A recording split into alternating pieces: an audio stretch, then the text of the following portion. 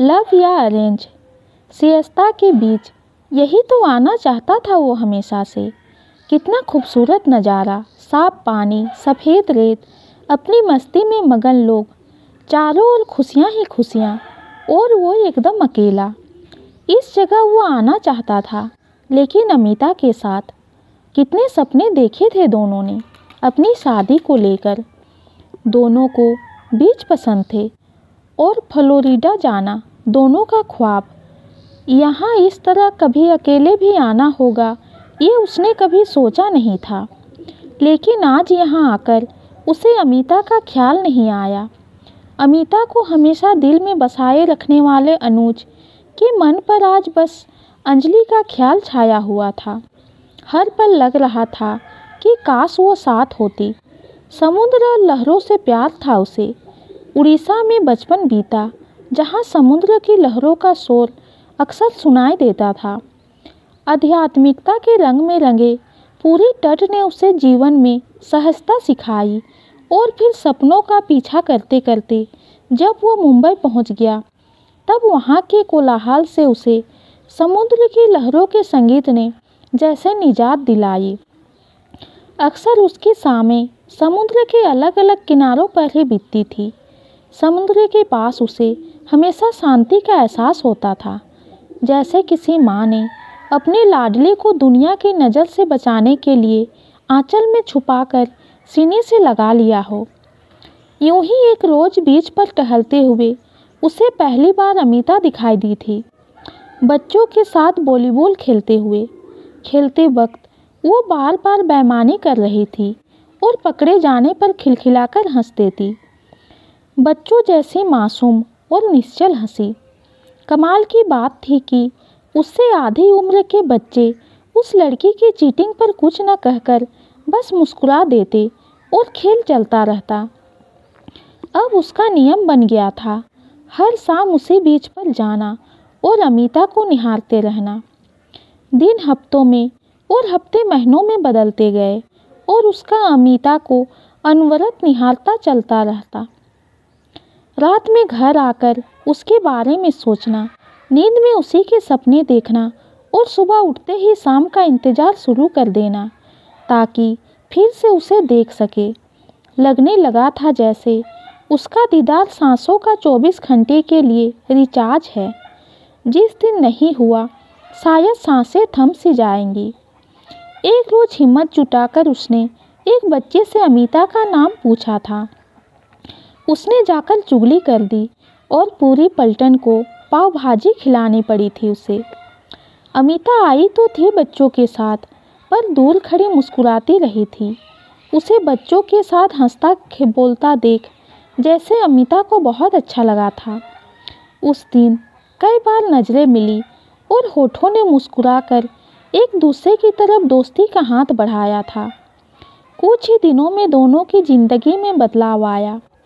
अब भी अमिता बीच पर होती थी, पर अब अनुज के साथ रेत पर बैठी आने वाले कल के हसीन ख्वाब बुनने में खोई रहती थी। यूपी के एक छोटे से शहर से पढ़ाई के लिए मुंबई आई अमिता को अनुज अपने जैसा लगा। मुंबई के जैज म्यूजिकल के शो में दो मधुवंती के आलाप जैसे दिल अपनी खुशियाँ और भविष्य एक दूसरे में पा चुके थे। अनुज की अच्छी नौकरी थी, परिवार था, इसलिए वो आश्वस्त था कि सब कुछ ठीक होगा। मई में अमिता के एग्ज़ाम के बाद दोनों अपने अपने घर जाकर सब कुछ बताने का सोच चुके थे, लेकिन नियति की कलम कब किसी से पूछकर चलती है। मार्च में ही 1 फुट ओवर ब्रिज था। उस हादसे में कई लोग घायल हो गए और कुछ नहीं रहे। उन कुछ में एक नाम अमिता का भी था। अमिता नहीं रही। अनुज काफ़ी वक्त तक बदहवास सा रहा, धीरे धीरे संभला, पर अब बीच पर जाना छोड़ दिया था। लहरों के नटखट शोर में अब उसे अमिता की घुटी घुटी चीखें सुनाई देती थी। सपने बिखेर गए और वो क्या से क्या हो गया। 4 बरस तक घर वालों को शादी के लिए टालता रहा। आखिर में माँ की हालत देखकर उसने हाँ कर दिया, बिना लड़की को देखे या मिले। आज के ज़माने में वाकई अजूबा है, पर जिसका मन मर चुका हो उसे किसी चीज़ से कोई खुशी महसूस नहीं होती। वो पुरी गया और अंजलि से मिला। परी जैसी लड़की जो उसके परिवार के दिल में घर कर गई, पर उसका मन अमिता के बिना दिशाहीन था। 15 दिन की छुट्टियां थी और उसी में शादी भी। अमन का अंतर्द्वंद अपने ही चरम पर था। आखिर उससे रहा नहीं गया। वो किसी लड़की की ज़िंदगी कैसे खराब कर सकता है? अगर वो अंजलि को एक पत्नी का सम्मान और प्यार नहीं दे सकता, तो कोई हक नहीं बनता उसका कि वो उसे सिंदूर और मंगलसूत्र पहनाकर एक लक्ष्मण रेखा में बांध दे। हो सकता है अब मना करने से थोड़ी बेइज्जती और आर्थिक नुकसान हो, पर एक लड़की की ज़िंदगी खराब हो जाए उससे तो यही बेहतर होगा कि वो अभी पीछे हट जाए। काफ़ी कसमकस के बाद अनुज ने अंजलि को एक रेस्टोरेंट में मिलने के लिए बुलाया। शादी से एक हफ्ता पहले मंगेतर के बुलावे पर आंखों में अरमान लिए लजाती झिझकती अंजलि ठीक वक्त पर कैफ़े में पहुंच गई। कॉफ़ी का ऑर्डर देते वक्त जो मुस्कुराहट उसके चेहरे पर थी, आधा कप कॉफ़ी ख़त्म होने तक उसकी जगह गंभीरता ले चुकी थी। अनुज ने उससे कुछ नहीं छुपाया, सब साफ साफ बता डाला। अंजलि ने शांति से सारी बातें सुनी और फिर अनुज का फैसला जानकर बिना कुछ कहे चली गई। अनुज की उम्मीद के उलट अंजलि बहुत समझदार और मजबूत लड़की निकली। अनुज कुछ कहता उससे पहले उसने अपने घर वालों को सब कुछ बता दिया और शादी रुक गई। इसके साथ साथ दो परिवारों का पुराना दोस्ती का रिश्ता भी टूट गया। बातचीत तक बंद हो गई। अनुज को बुरा लगा, पर अंजलि की समझदारी और गंभीरता दोनों उसे अंजलि की ओर ज़्यादा इज्जत करने को मजबूर कर रहा थे। उसने माफ़ी मांगने के लिए अंजलि को फ़ोन किया।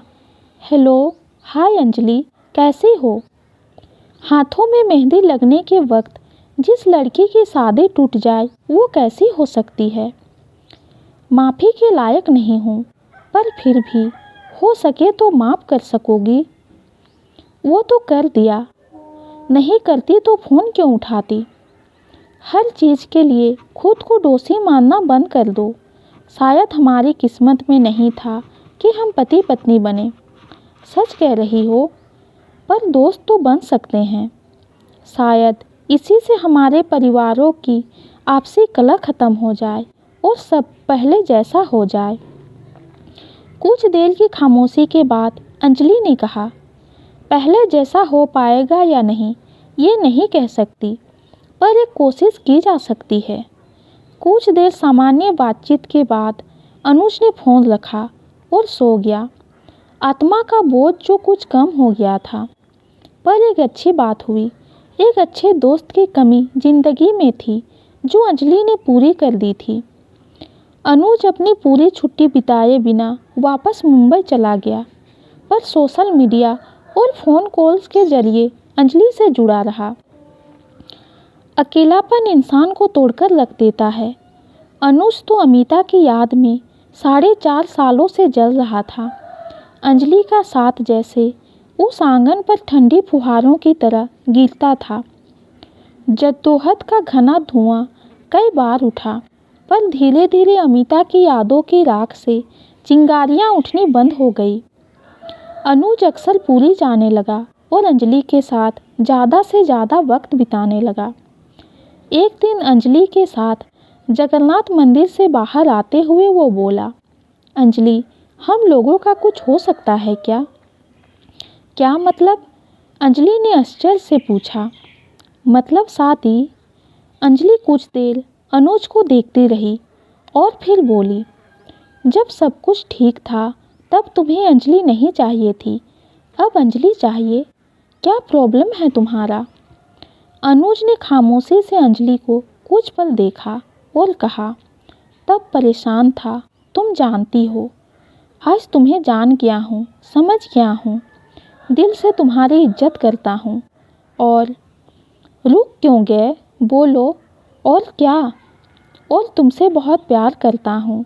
मुझे लगा था शायद प्यार एक ही बार होता है, पर मैं गलत था अंजलि। अमिता के जाने से मैं टूट गया था, नादान था और उम्र के उस दौर में था कि समझ नहीं पाया कि जीवन में किसी के साथ की क्या अहमियत है। तो तुम्हें सिर्फ साथ चाहिए, फिर वो चाहे किसी का भी हो। तुम गलत समझ रही हो, मैं वाकई तुमसे प्यार करने लगा हूँ। शर्मिंदा था अपने किए पर, इसलिए हिम्मत नहीं जुटा पाया, वरना कहना तो कई महीनों से चाहता था। क्या तुम मेरे लिए कुछ महसूस नहीं करती? करती हूँ तो क्या? इस सब से अब कोई फर्क नहीं पड़ता। अब घर वाले नहीं मानेंगे। बहुत दूरियां आ चुकी है हमारे परिवारों के बीच। जब दो लोग मिलकर एक शादी रोक सकते हैं, तो क्या एक शादी करवा नहीं सकते? अंजलि ने कोई जवाब नहीं दिया। चुपचाप पलटकर एक रिक्शा को रोका और घर के लिए निकल गई। ठगा सा अनुज उसे जाते हुए देखता रहा। जब वो नज़रों से ओझल हो गई, तो वो भी बुझे मन से अपने घर की ओर चल दिया। अंजलि की ना से ज़्यादा परेशान उसकी खामोशी कर रही थी। अनुज को बहुत खीज हो रही थी अपने आप पर। एक अच्छी दोस्त को खो देने का डर उसे बदहवास कर रहा था। रात में अंजलि का फ़ोन आया। अनुज ने बेसब्री से फ़ोन उठाया। क्या तुम फ्लोरिडा बीच पर जाकर मुझे वही कह सकते हो जो आज तुमने कहा? अनुज को समझ नहीं आया कि प्यार और शादी के बीच में फ्लोरिडा कहाँ से आ गया। फिर उसे याद आया कि उसी ने अंजलि को बताया था कि वो और अमिता हमेशा से एक साथ फ्लोरिडा जाना चाहते थे, और उसके चले जाने के बाद से वो कभी किसी बीच पर नहीं गया। अनुज को लगा जैसे प्यार का इम्तिहान देना पड़ रहा हो, पर उसने हाँ कह दिया। ये उटपटांग सी डिमांड उसे अटपटी लगी, पर दिल के मसलों में दिमाग भला कब लगाया जाता है। अनुज ने जल्द ही फ्लोरिडा जाने के लिए वीज़ा अप्लाई किया और आज वो यहाँ था। कुछ देर बीच की ठंडी हवा को चेहरे पर महसूस करने के बाद अनुज होटल के रूम में गया और वाईफाई कनेक्ट करके अंजलि को वीडियो कॉल लगाई। फ्लोरिडा में 11 बज रहे थे, यानी भारत में रात के लगभग 9:30 बजे होंगे। हर घंटे के साथ अनुज की धड़कनों की रफ्तार और तेज हुए जा रही थी। अंजलि ने जैसे ही फ़ोन उठाया, अनुज की जान में जान आई। कैसे हो?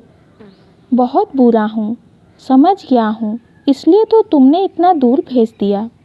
अच्छा, बीच कैसा है वहाँ का? बहुत सुंदर, सफ़ेद रेत है यहाँ। सुनो। हाँ बोलो। अमिता की सारी यादें कल शाम बहा दी समंदर में। बीच पर उसका ख्याल नहीं आया, ना रोना आया, ना किसी पुरानी याद ने छेड़ा। अच्छा, हाँ अंजलि, मैं समझ गया कि तुमने मुझे अकेले यहाँ क्यों भेजा था। सच मानो, मेरे ख्यालों में, मेरे दिल में सिर्फ तुम हो। बहुत मिस कर रहा हूँ तुम्हें। जवाब में खामोशी सुनकर अनुज ने घबराकर अंजलि को पुकारा। अनुज, मैं तुम्हारी ज़िंदगी में किसी की कमी पूरा नहीं करना चाहती थी। अमिता की यादों से मुझे कोई परेशानी ना थी, ना होगी, पर मैं तुम्हारे बीते कल के स्याह साए अपने आने वाले रंगीन भविष्य पर नहीं चाहती थी। एक प्रेमिका शायद अपना प्यार बांट ले, पर पत्नी अपना पति कभी नहीं बांट सकती। मुझे तुम्हारे दिल में अमिता की नहीं, अपनी जगह चाहिए थी, और आज वो मिल गई। अनुज की आंसुओं के बीच उसके चेहरे पर एक मुस्कान तैर गई। तो फिर मैं ये रिश्ता पक्का समझूं? स्क्रीन पर मुस्कुराती अंजलि ने अचानक फ़ोन का बैक कैमरा ऑन किया और अनुज ने देखा कि अंजलि और उसके पेरेंट्स एक साथ हैं। अंजलि के पापा मुस्कुराकर बोले, बेटे, रिश्ता तो पक्का समझ लेंगे, बस वादा करो कि अब अंजलि का साथ निभाओगे, बीच रास्ते में उसे अकेला छोड़कर नहीं जाओगे। अनुज ने झेपते हुए सब बड़ों को नमस्ते कहा, पर उसके चेहरे से आश्चर्य के भाव छुपाए नहीं छुप रहे थे। तभी उसकी माँ ने राज खोला।